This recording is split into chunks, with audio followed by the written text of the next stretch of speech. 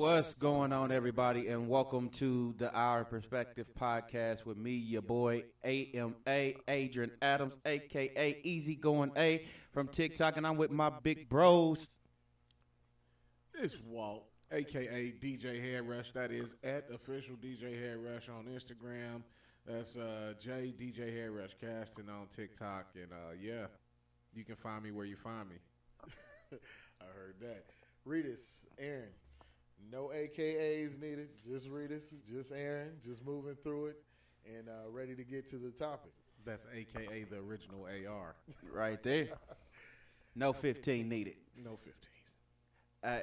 We hope everybody enjoyed the first episode, and we hope everybody is going to enjoy this episode. We are not sponsored as of yet, but we are looking. So if you want to sponsor young black men that's trying to do something different and trying to make a positive influence out here, go ahead and reach out to us and let us know what you wanted to do. Today, we are about to talk about something that naturally just came up into the conversation, and we figured, why not press record and make this thing something that we can share with everybody. We want to talk about influence. We want to talk about, men today, basically, because we're living out in a time to where it seems like a lot of people are like, men do not want to be men. A lot of folk don't want to be adults. And we just naturally jumped into this conversation, and we want to share it with y'all. So a lot of us, growing up, we all grew up with our fathers. Our fathers handed down a lot of information to us. And because of who our fathers were, who our fathers are, they just dropped a lot on us. And now when we look at the world, we don't see what we were taught. We see a lot of folk who sitting here pussyfooting, not understanding what's going on. And it's time for us to share some of this wisdom and drop some of this wisdom off to people who may not necessarily get it. So this is the first one. This is how we're going to approach it. Fellas, what do you see as the issue or one of the main issues with these young men today? Oh, well, if I may lead, one thing, I'm just going to speak from personal perspective. I'm guilty. We too sensitive, man. Oh, well, come on. Like, yeah. I actually witnessed situations where my parents didn't quite agree on certain subjects, right? At times, they didn't argue a lot. You know what I'm saying? And if they did have disagreements, I didn't know anything about it. What I'm getting at is that my father didn't show a lot of emotion to me when he was in those situations or maybe having those disagreements with my mom. So a lot of the times I didn't see that I didn't see his original reaction to the situation. I always kind of sensed that something was going on, right? And then I see them back like nothing ever happened. I never really saw how they got back on track or what the conversation was like because, what we grew up off of was staying in the child's place. Well, yeah. So it wasn't my place to know how he got through to my mom or how my mom got through to them if they were disagreeing. So as far as when I say we too sensitive, like my wife would do something that'll push my buttons and I react. I'm not, I'm not like verbally or physically abusive, but I always got to figure out how to fix it because I feel like, all right, if I don't fix it, then this can be damaging in the long run to our relationship. You know what I'm saying? At the end of the day, you don't always have to react. Just receive the information and just move forward. Yeah. So when I say we too sensitive, if she may come off and say, oh, you don't do enough of this, you don't do enough of that, and then my reaction will be, man, who you talking to? You see what I'm saying? Right. So forget the fact you got defensive real quick. Right. Forget the fact that I may not be doing what I'm supposed to do, right? Right. You know what I'm saying? But when she brings it to my attention, instead of me addressing the situation and looking at myself and saying, you know what? You probably should be doing more cooking. You probably should do some more laundry here and there just to help out around. You probably should do a little bit more foot rubbing here and there when you ain't doing nothing. Or take some time out from whatever else you're doing and sit down and just ask her, how was your day? You see what I'm saying? So sometimes instead of us as men looking at what we can do to fix the situation, we always look and see, well, why is she thinking like this? Man, who told you that? You don't usually talk like this. So let me guess, this your friend from work, huh? Your work buddy. Right. You see what I'm saying? Yeah. So we automatically on the defensive. We automatically sensitive. Right. So too sensitive. I'll start there. Okay. To be fair, I wanna clear the air. I love the fact that meeting men that have good relationships with their father. The only time I've ever in my life ever felt envious was watching a son have a good relationship with his father. Now, I wasn't envious in the sense that I hated it. I wanted it for myself. Right. I love my pops. We just didn't have a good relationship. My father was the type of man that I remember many Sundays that we would make it to the car before he and my mom were into it and arguing. Right. I mean, out the building, in the middle of the street, in that car, and that's when the volume came up. And that was many Sundays. People walking by asking, hey, is everything cool? And 99% of it was the fact that my father refused to see my mother's perspective about him in the household and how that message related. Right. So I can relate to watching a man be sensitive and going too far. Because everything was ego. Everything's bravado. Right. And that only causes you to want to either be verbally abusive or physically abusive. There is no solution in that. You can't teach a child math if you full of compunction and anger all the time. True. A lot of things that I realized about my pops is that he just never put it away. He never kind of grew up from it. He carried it with him. He carried it into his marriages. And somewhere designed a resentment towards my mother and other women too. So what I learned was, okay, how can I get away from it? I was always quick to want to argue. The problem or the solution was be factual and be willing to ask questions. You don't have to know everything as a man. That is a stupid requirement that some women put on men. Yeah. And they'll judge you and go for your nuts because you don't know what you want to eat today. And it's crazy They even got a shirt say, I don't need Google. My husband knows everything. So I've learned that I don't need to have an answer for everything, and nor do I need to react, even though I know she may be baiting me. So I've had to learn that, okay, hold up. I can hear the tone in your voice. Right. And I know you know this can only go one way. So I'm learning to say, tell you what, instead of me learning why you're upset, I'm not going to react to that. I'm going to treat you like a child. I'm going to start from the beginning and go, do you want people to talk to your kids like that?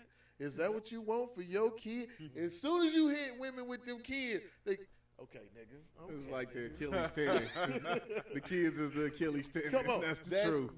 That brings women out of the air back into their body because now they have to deal with you directly. Like, okay, let me tell you something. And then you find out it's either one or two emotions. Either you was mad at something, and it could have been me or anybody else, or you hurting. What's the problem?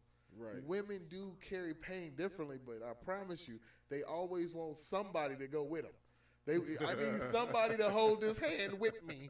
And it's sometimes if they feel like, and it's crazy, not that we're not communicating, but you're not reacting. Right. When you don't react the way women want you to, they have a way of turning it up. And I've learned that don't go for the setup, dog. Don't do it. Don't do it. See, it's funny. I'm back. But Adrian, I can see. I see my brother Adrian chewing on something. No, I'm gonna tell you. I'm gonna say it like this. For me, first, I'm gonna say what my issue is, and then I'm gonna respond to that. Where I think a lot of our issue is today with young men is, or just men in general, is maturity. Well, this generation is not mature. They don't. It's like they're not growing up with the ability to understand that you can't have fun all the time.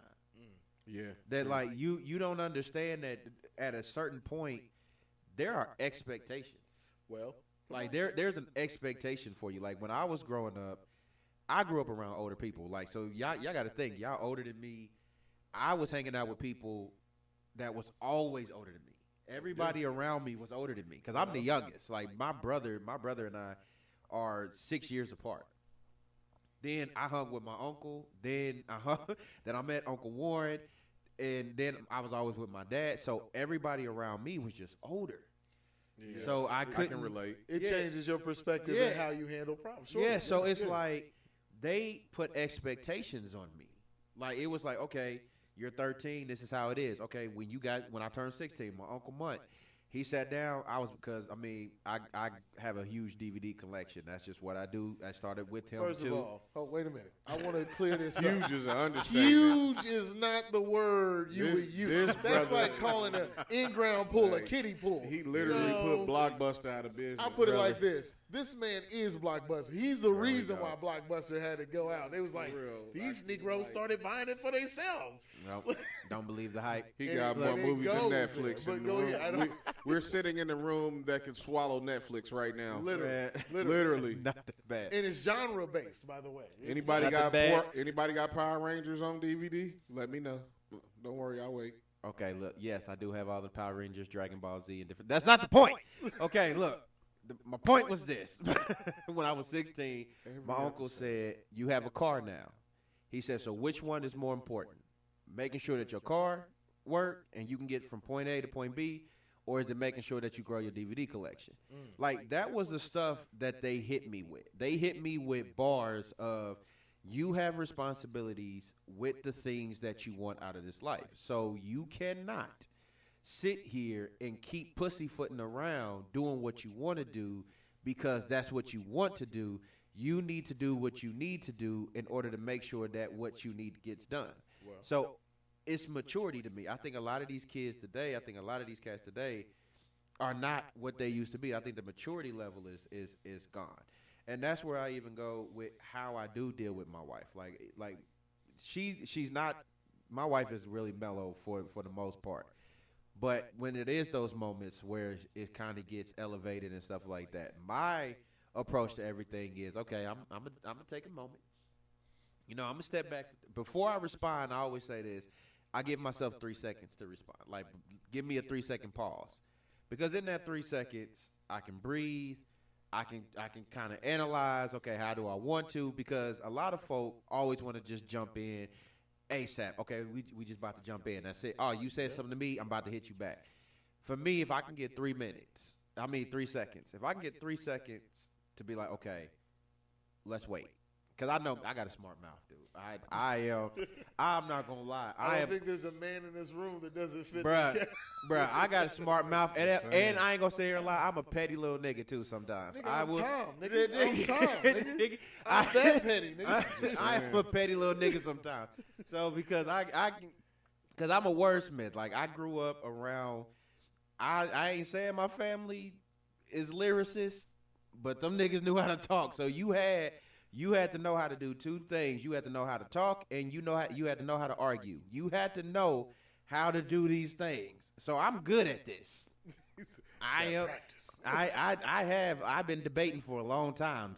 Out the womb, I came. When you reach that upper level, I came out the womb ready. Like, okay, so hold on. You smacked me for what reason? But no, it's like, so you got to catch yourself. well, You gotta catch it, because if you don't catch it, man, that they can take you there. And the reason why women can take a man to that next level is because we love women so much, and because women are so close to us, especially with marriage and stuff, and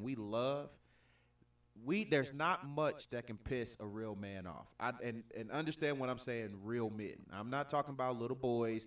I'm not talking about these dudes who don't have maturity. I'm talking about real men. There's not a lot that pisses us off, but something that you love. well, That woman, the woman that you say I do to, the woman that you like, I truly give my heart to, she has an ability, well, bruh. She has an ability to press every single freaking button on your console. you get so mad you'll make an audible. Doc. you make an audible.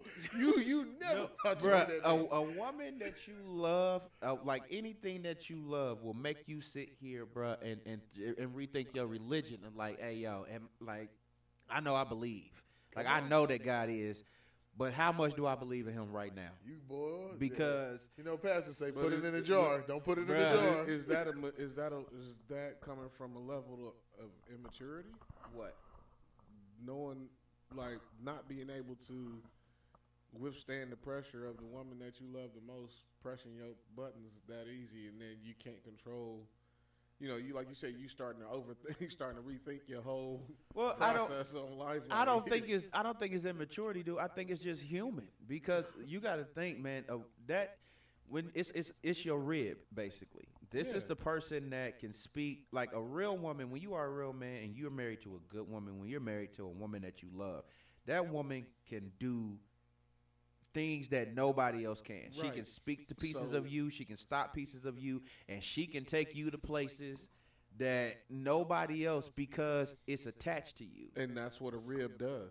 Right. But so just think about it this way. You said your wife is your rib, right? Right.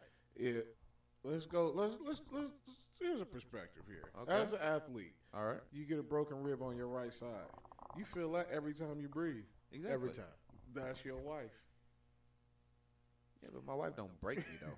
No, but when she push that button, you feel it every time. You're reminded that she's right there. Okay. How important she is. Okay. Yeah, okay. I got you. I'm about to say. We got to pull it back up. We got to pull it back right. Okay. I got you. I'm with you. Yeah. Took me a minute, but I got it. You know. Took me a minute, but I got it. Because you're right. Here's the thing: the internal pain that can be caused, or psychologically, is way more heavier than you ever will deal with socially with a woman. So, I agree, 100%. Yes, it's not immaturity because you actually because you're learning. Right. People call it immaturity because in the midst of learning, I am ignorant. Yeah, I'm ignorant. I didn't know. Didn't nobody tell me. And but then again, my first reaction was bad. Let's gauge education by what? The test. If my first reaction was bad and my second reaction, I'm cleaning it up.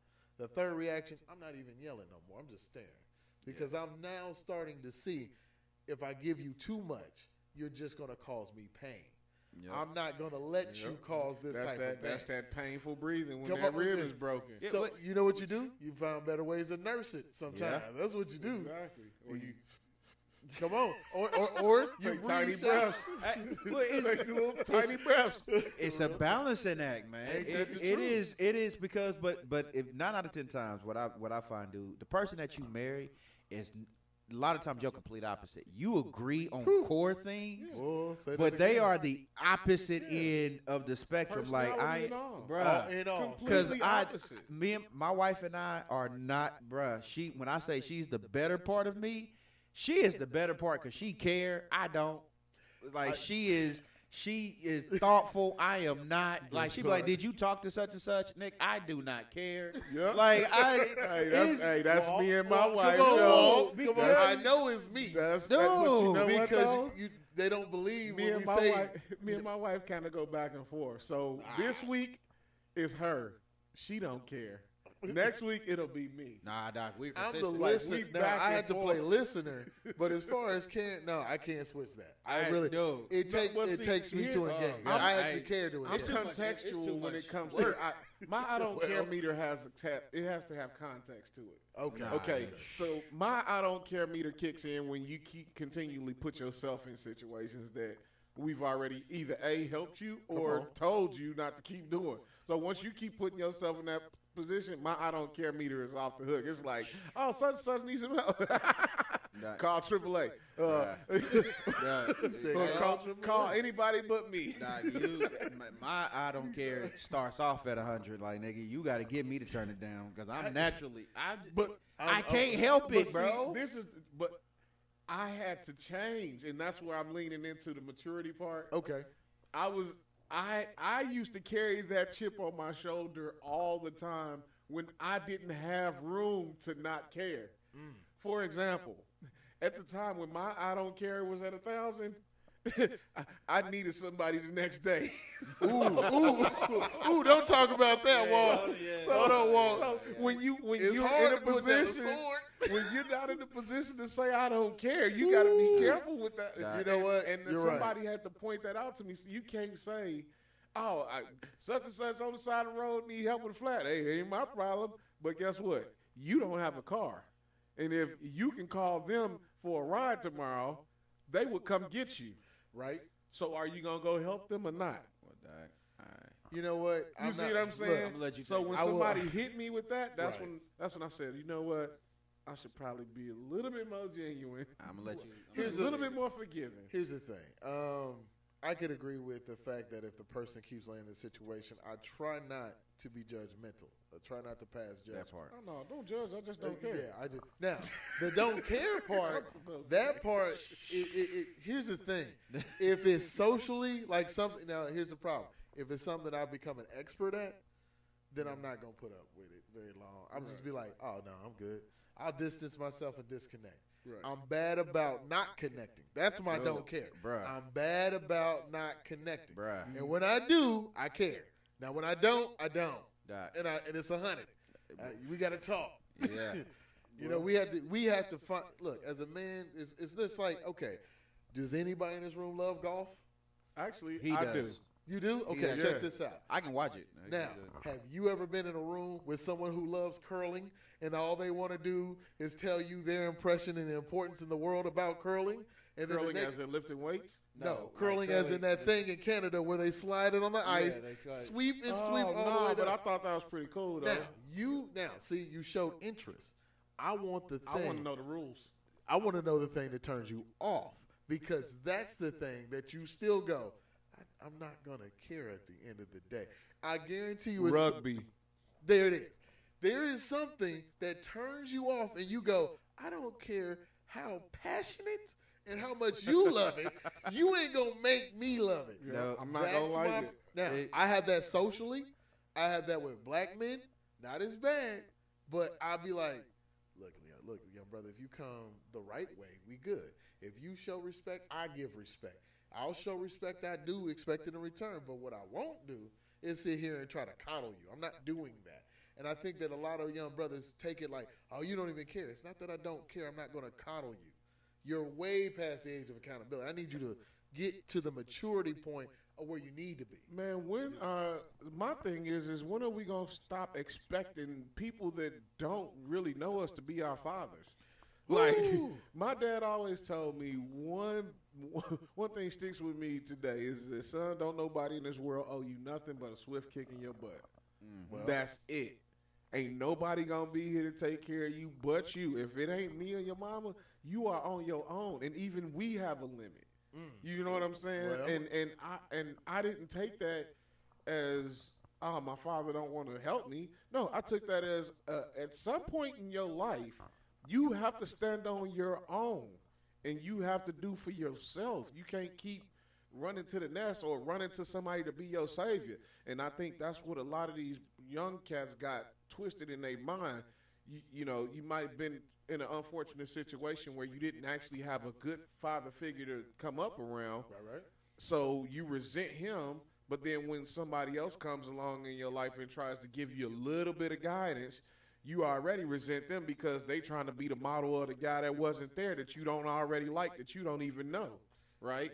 So before you even know the reason why he ain't there, which it shouldn't be no reason why, you know, it shouldn't be that many reasons why you can't be around like that. But even if he does find out the reason why, and it was genuinely because it was for your benefit and his safety, then, I mean, you can't knock him for not being there, right? Right. At the same time, you can't expect a man that you work with or just see walking and passing to go out his way to coddle you, like you said, try to convince you that they're genuine. Man, if somebody's trying to help you, at least try to accept the help. And if you find out it's something else in the long run, you know, disconnect. Real talk. You see Look, what I'm my saying? father always told me, even your enemy who hates your life could save you by telling you something. He goes, son, do one thing. Just listen. I don't need you to do nothing. For real. Just listen. But that's another thing they don't know how to do. They got 2 ears and 1 mouth just for them to keep talking. Well, like they like to hear themselves talk. Well, like, it's hard to take experience for someone who doesn't have it. It's hard to hear someone. Okay, somebody walks up on Adrian. He goes, man, I want to tell you about my living in Hawaii and all this. They go, how old are you? And Adrian go, how old are you, man? He's like, I'm 16. At some point, Adrian's going to go, okay, so is this nigga about to tell me about a vacation? Or maybe a trip he had, or maybe something he read. But no way in shape and form is Adrian about to sit here and be like, yeah, inform me about your life in Hawaii. At 16. I'm so ready to know how you did. And you'll find out, you'll be like, no, it was exactly what I thought it was. This is a child talking about children's experiences as if they should mean more, as if they should have more weight. I'd be like, Right. that's not Well, how okay. that works. Well, let's try to keep it to like a next topic since we're going that way. Do you think that young men, because the way things are now, we're talking about black men going to therapy more. We're talking about mental health in the community more. We're talking about trying to help and develop the black community. Do you think because now there's supposedly access to things that they expect more and maybe expecting too much from older generations? They should. They should expect something from us. I ain't gonna lie. I'm feel saying like too much. Like, do you think they're expecting too much from us? Like Before you get on that, I need you to clarify. we need that. to know what they're expecting. Okay, what's so the like, expectation. so At least give an when you example. look at our generation, like I said, we talk about stuff. We have a certain mentality towards things. Sure. We grew up in a way that kind of made us tougher in certain stuff. We didn't deal with certain stuff. Like, we didn't deal with certain traumas. We didn't address certain stuff. Like, but we just baked it. We just kind of handled it. Right. Now these young dudes are like, nah, I go to therapy. I'm going to talk about this. I'm not trying to deal with this. I'm not trying to deal with this trauma and stuff like that. And now they're coming and like they're expecting our generation to be like that. Well, you can't expect our generation to be like that because we were cut from a different cloth. That's just like the generation before us was cut from a different cloth. Real So talk. they don't do the same things we do either. Right. The generation before them, they don't do the same things they do. See, it was different for us. Like, when we were growing up in the 80s and 90s, right, you could be on the other side of town and you still acted the same way you acted when your parents was somewhere close by. Man. It's because it was drilled into your brain before you was able to actually leave the block. You know what I'm saying? Well, Before you actually be outside with the street lights on. Come on. Before you even got to that stage, you were already conditioned and trained to know how to act and behave in public, right? Also, you knew how to navigate your way through wherever you were at, right? True. Also, growing up, like he said, we didn't have a lot of grown-up problems at such a young age. Yeah. Facts. Yeah. Because Facts on what that. did I say earlier? We were not only were we taught to stay in a child's place, our parents and the people that raised us made sure that we were in a child's place, not just because they said so, but because they gave us what we needed Right. to be out the way instead of in the way. You see what I'm saying? When we were growing up, we was playing football, even if you had the money or not, even if you had a father in the household or not. They had True. Pop Warner football in every Every park. park. We had park lunch, every on. park. Come on. We was outside all the the time. Matter of We fact, you left were the house made to go like, outside. dude, if we got, I swear, if any of us got paid to be outside while we was kids, we would be billionaires right now. Facts. Because we were literally doing 12-hour shifts in the sun. In the sun. Water hose. Straight from the Brother, side of the straight house. from the- it was Hey, cold. It was if you cold. had Hey, to man, that was pee- the best freaking water, Bro. nigga. I ain't gonna lie, man. Water hose water. Water hose beautiful. water was the truth, right? Water hose God. water. I don't But- know what they did with that. That was Man, see what filtered I'm differently. saying? I don't know what Yeah, that But was. also, it don't. It don't. But now we got bottles. We carry bottles of water everywhere we go. Everywhere. But you got to think, we grew up with water hose. If you didn't have none before you left the house, or you ain't getting none out the kitchen, you was thirsty until you got to Come wherever on. you was at. It wasn't even looked down upon. It wasn't even- It wasn't No. looked You down see what I'm upon. saying? It was So- socially acceptable. We had more structure. True. The generations before us had more structure. You see what I'm saying? Now that we've come into the new generation, you know what I'm saying? Once we cracked over into 99, I might as well just say, once we cracked over into 99, everything just kind of went to trash. I say And I because say 2005. That's, you say that's, 2005, I'ma tell you- the that reason is why I say specific. 99, I'm gonna say 2005. I'm very specific now. I hit you with that one. I think it's 2005. the reason why I landed 99, because it was around the time when I was 19 at the time, right? Okay. All right, so my mom would still go upside my head, Boy, Mine what too. you said. right? And that was around the time when she was like, I don't care how old you get, I'll go upside your head when you was 40. You see what I'm saying? And then you look up a couple years later, and this woman that chastised her kid in the grocery store is in handcuffs because somebody said she went too far. But hold on. Now you got this generation of kids, you can't chastise them, you can't say nothing to them, and we're going to fast forward because what I'm getting at is now you can't say nothing to them. Now they need a therapist for everything. My mom told me I was worthless. You know how many people got told they was worthless by their mom and their father, and they are successful right now? Well, you know what I'm saying? Come on. I ain't saying I'm not saying you need to get over it, but what I'm getting at is that they need to get over it. Our parents made sure they like to call it tough love. They was like, your mom practiced a lot of tough love. No, my mama was character carving me into being a man. A man. But would you say you see what I'm saying? But they're characterizing that as trauma. Would you say it was trauma? Here's the thing. It's only trauma. And here's the thing. The problem is that, let's say we're siblings, we're raised in the same house. We may turn out completely different night and day. And you call it trauma and I call it structure. I become successful. They check our DNA. They go back and they go, hold on, brother. How does one come this way and one goes that way? Because he put it away and he never could. Now, it's not that you need a therapist. It's the fact that you don't want to ever deal with what comes in your face. You started, and here's the thing, and I tell parents this, you could be real different with that first kid and learn some mistakes, and you could be real hard, or you could be real hard on that second kid because you've seen your mistakes. It don't matter. Somebody's going to catch hell. My hell was this. You got to hold it up. I don't care what happens, Aaron. You got to hold it up. Well, that's the difference. I don't deal with trauma the same way. I don't think that it requires me to be always to go share. That was my downfall because it was killing me. Right. I had to learn to say, okay, hold up. Instead of trying to hold it all in, let's admit some things. Yeah, I grew up dysfunctional. So I'm not that bad of a person. In fact, kind of a nice person. I try to go out of my way to do the right thing. Right. I go, am I perfect? Hell no.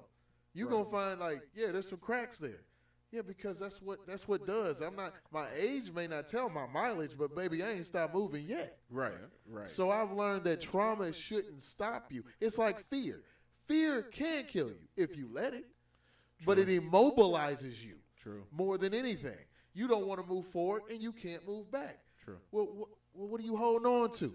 I always tell people, it's not what happens to a kid that scares me. It's when they don't have a place to go to in that house that's willing to listen. That's what's going to create trauma. And I think that's where that's what happened to me in a sense. Put it like this. I put myself in a position, right, by not being as forthcoming as possible when I had the opportunities to, right? But then when I was doing it the right way, it was like, yeah, we heard that before, but we don't believe you this time.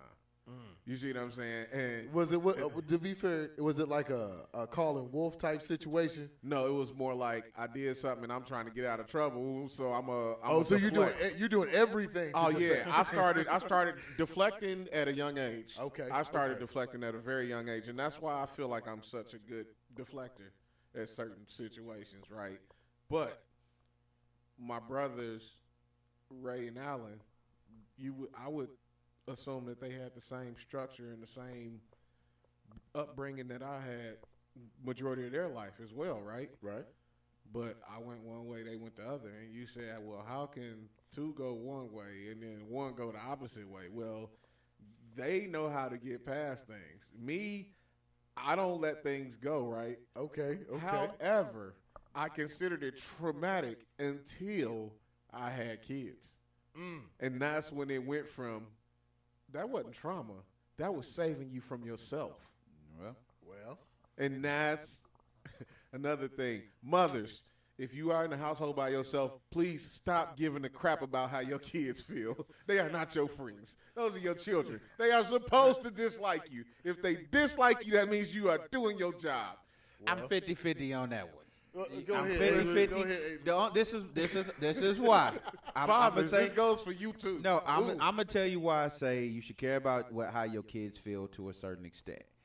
You need to care about how your kids feel to a certain extent because you can be effing your kids up and you don't know because you ain't paying attention to them. A lot of the times, these parents, they make. That's why we got better yet. That's better. You got a lot of kids that are messed up because their parents effed them up. Their parents told them all of this stuff about your dad, and here it is. Your dad is like, nigga, wait a minute. That's not the whole That ain't the whole story. story. Like, that's not the whole story. Wait a minute. You got them. They got them mad at family members because you told them a certain story, and everybody's like, "That's not the story." At least that ain't the truth. Right. And then it's like there's stuff that you do, and it's stuff that parents can show that they're to their kids that it messes with the kid, and the kid is like, "Ma, I don't like that," or "Dad, I don't like that," and they're like, "Well, you're a child. You need to stay in the child's place." It's like, nah. Sometimes your kid can be a barometer of where you are effing up at. Like where you are messing up at. Well, your kid can be that thermometer because your kid is going to show you some of your mistakes because they are a mirror. Your kids are a mirror to your structure, to who you are. Like that's why a lot of parents be like, I don't know where you got that from, and everybody in the house be like, nigga. Hold on. Like, wait a Looking at you Back with in the the day, frog face. Back in the day, there was a commercial where the dad walked into the son's room and the son made a box to hide the drugs in, and the dad threw it on the bed and said, "Where did you get this?" He said, "I learned it from watching you." And it was one of the commercials that was like, dang, do you really want your kid to flip around and throw back in your face? But that goes back to why a lot of these young men are super sensitive because they are in a household with a hypersensitive individual that only teaches them how to be sensitive when problems hit their front door. Well, let's do this. Wham. Let's go to Google here. It says, okay, in the black home, it's saying that 5.3 million black children are living in a father-absent home. And so then it also goes single-father families. They said there was an increase in black single-father families from 472,000 in 1990 to approximately 1.18 million in 2023. Jesus. So It doubled. right. So it is. Let me see. 'Cause I'm reading while I'm talking. So it does seem like black families have more absent fathers. However, that is not necessarily vindictive or vindictive. No, how do I say it? I don't know the word. There we go. But I'm trying to think like it doesn't necessarily dictate like the father's involvement. Because I think black fathers are actually more. This is all based off of census too. So a lot of folks don't put all their information in the census. And you know we don't. We don't. Black people don't do census. But I want to be clear. A lot of them I do agree that there are. Look, my father was the type of person that involved his kids in his marriage, in the marriage dysfunction. That plays a role, but it backfired. Because instead of being mad at the person in which he wanted to assault verbally, we was mad at him. So it regurgitated back onto him. I'm like, yeah, you can't make someone dislike someone until the fact that they come into the conclusion like, hey, I sat down with so-and-so, and they told me more about you. Let me talk to you. And I found out my father was the type of person, he could throw mud. But as soon as you find out some mud about him, he didn't want to talk to you no more. He was done talking about it. He was that dude. I don't want to talk to you, son. Son, get up out my face, son. Because he realized that you knew something that, first of all, he would have figured out like you would have never asked the right questions to get to this. He's like, how? Who? Who filled it in? I'm like, honestly, you did. Because these stories came from somewhere. You take out the part you threw the stone, and then you tell me you got hit, and I'm feeling like, man, that's wrong how they did you. And then I found out, it all started by you. Yeah. This is you. And when a son comes into a point with a father's not clear and understanding, you don't put in roadblocks. You don't put boundaries on things. Mm-hmm. You've allowed me to step over and have adult thinking. Now all of a sudden you don't like how I think as adult. So now what are you gonna do? You're gonna push me back? You're gonna regress me? And what do? It's either anger, or it's trauma, or it's abuse. Something got to happen. Somebody, because I'm standing as tall as you, and I'm asking questions about you. We ain't gonna keep here. Two dogs can't stare at each other too long before it's a problem. And that's what it came to in our relationship. When a son fights a father, you lose respect for not only that man, but any man trying to take authority, trying to guide. It could be a gym teacher.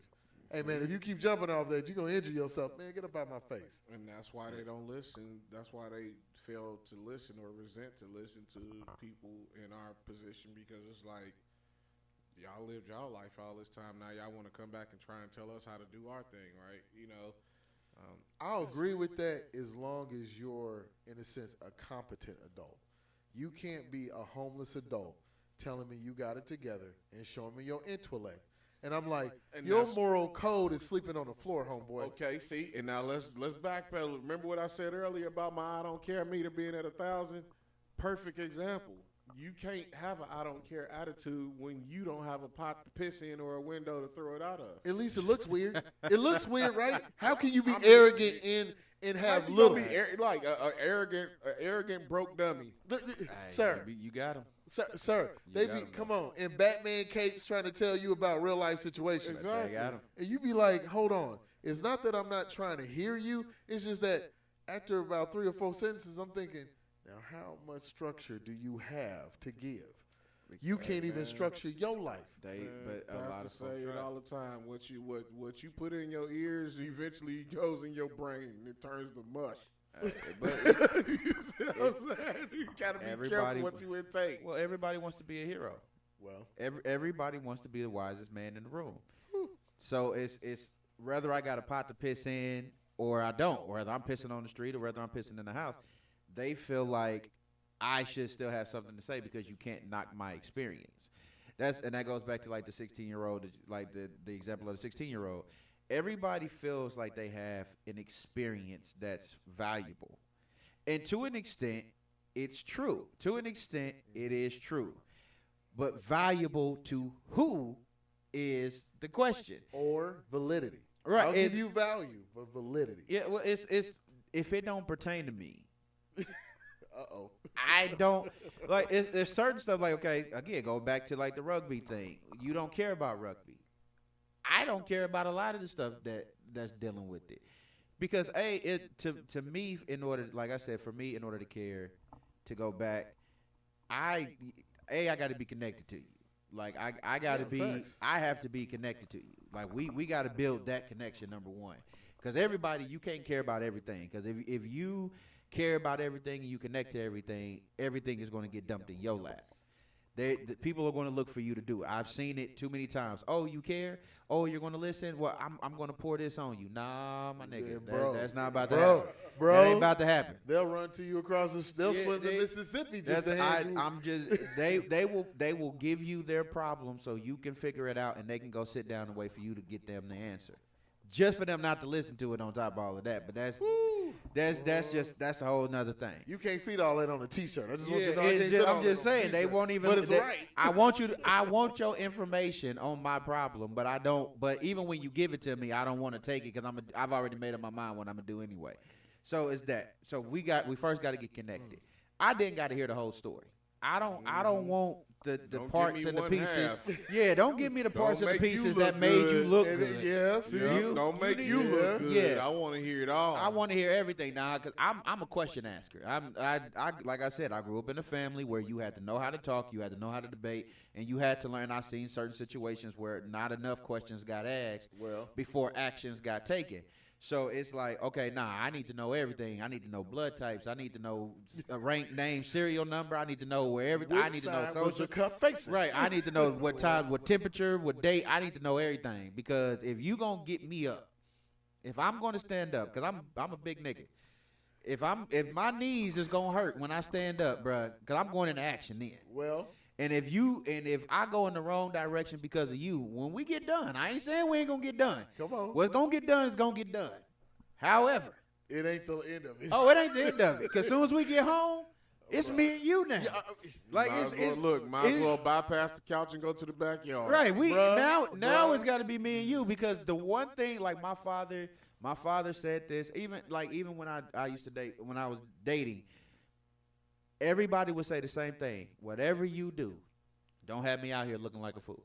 well, Yep. Don't ever have me out here looking like a fool. If you doing your thing, when I was dating, if you doing your thing, okay, you doing your thing. But let me know so I can make the decision on what it is that I want to do. And if I stick with you, at least I know I ain't looking foolish.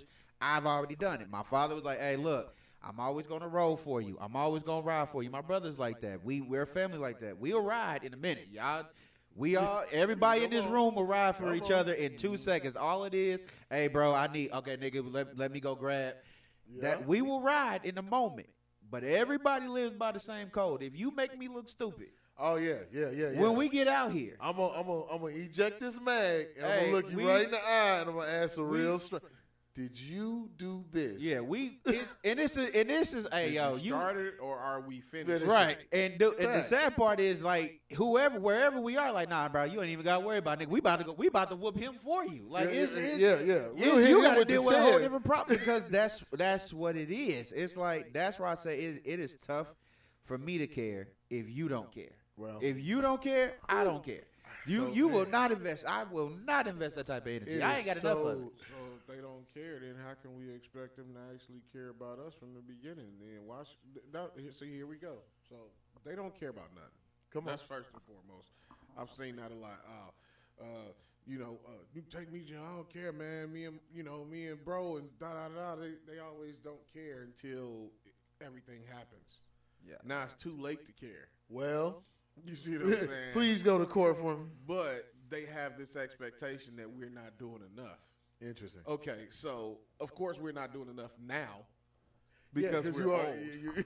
We're older. We're older. First of all, we're older. Second of all, now they don't listen even more than they didn't listen before, right? Right. The third problem is it kind of bounces back on us, because if it wasn't for us in the beginning of their childhood. Now all right, shout out to Nashawn Clay. She's a blogger, right? She's a content creator. I don't want to just call her blogger, because she actually does a really good job at doing documentaries about the neighborhoods in the city. Good. She's been out to Chicago, Cincinnati, just a small resume, but she was in a live session last night on her YouTube, and she brought up something that was very profound. She grew up right here on this east side of town, 42nd and Post Road. Yeah, no, exactly. She said that as kids, they had so much fun just running around through the neighborhoods in Sutton Place and the apartments over there, just peeking around corners, jumping out, scaring people, having fun, right? That was their day-to-day. But sometimes, allegedly in some situations at nighttime, when it was time for the grown-ups to have parties, when we was kids, you go to the basement or you went upstairs, you only got called down when they want you to do Michael Jackson, right? Well, that was it. Well, unfortunately, in their situation, in some of their atmospheres, she spoke about the adults having adult time with the kids around, and the kids were actually like sneaking off and doing adult stuff with the adult party favors. This is allegedly, you know what I'm saying? Right. The thing is that when you're in a position like that and you're growing up as a child like that, and then you become an adult, and another adult that's telling you what you're doing is wrong. I've been doing this since I was 9. How you gonna tell me I'm wrong? And now you can't mold that individual, because they've already been molded into what they want to be. What I'm saying? What their environment made them. Yeah, but they got to break. Well, yeah, they have to break. Some do, some don't. Yeah, but that's what I'm saying. It's a break. I'm sorry for cutting you off too, but it's that. But dude, that's what I'm saying. To go back, maturity now. There comes a point, man, to where when you know what you're doing, or people can see it, that is broken, you gotta accept something that's broken, bro. I will say that. I think there's a lot of stuff. That's the problem, is that a lot of folk don't want to admit, and then I will say from our generation, because I always say this. Y'all know I've said this before. I think my generation and like my brother's generation, like the 80s to 90s, we're the reason why the generation is what it is Yeah. today. Yeah. We're definitely We the are. reason Oh, why. yeah. You know why? Because Because we was too busy being thugs and party animals when we was having kids. Like, man, come on, man. That's what I'm Let's be saying. for real. When I was 22, and I had my first child, 22 years old, bro, Woo! I was not ready to be a parent. you're I was talking about. married at 21. Dude, Yeah, you're- people was, man, I had friends that had kids when they was 16, bro. That's what I'm saying though, because I was the late bloomer for having Yeah. kids. Like, I wasn't a late bloomer being, sexually active or being around or having girlfriends, right? But I was the late bloomer in the crew having kids, right? And I was thinking, man, shoot, this can't be that hard, right? Man, that is the hardest job to do is be a parent at an age where your hormones and your body, your energy, everything is on 1 million. Come on. And all you want to do is go, That's it. go. And everybody else that took the break, that stepped back, that didn't have kids, they going all over the place. And you like, man, I want to go, but I got to feed Junior. And then you start looking at it as if, what did I do to myself? Now to tie myself down. Just imagine what the mother of the child just going through who dealt with a man that wasn't ready to have children and then dipped. Oh, And true. he's just gone. Facts. He's just gone now. You know what I'm Man. saying? But- So, yeah, we did a horrible job at raising our kids in our age group. Now, I'm just going to speak for myself because, yeah, I was too busy trying to run the streets and do everything that I thought I was supposed to be doing.